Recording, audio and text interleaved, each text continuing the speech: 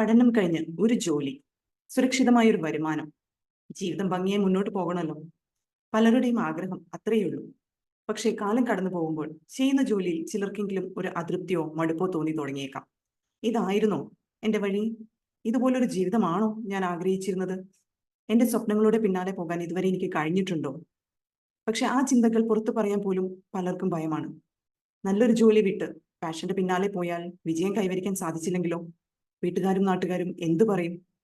എന്നാൽ ചിലർ ആ സംശയങ്ങളെയും ഭയങ്ങളെയും മറികടന്ന് മുന്നോട്ട് പോകുക തന്നെ ചെയ്യും.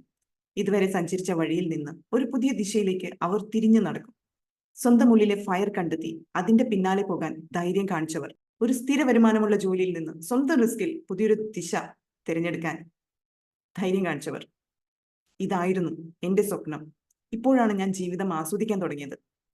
സ്വപ്നങ്ങളെ പിന്തുടരാൻ പ്രായപരിധി ഇല്ല എന്ന് നമ്മുടെ ചുറ്റുപാടുകളിൽ നിന്ന് തന്നെ കാണിച്ചു തന്ന ചില ആളുകൾ, U turn, the dream chasers, അത്തരത്തിലുള്ള ആളുകളുടെ സോൾഫുൾ സ്റ്റോറീസുമായി കാത്തിരിക്കുക.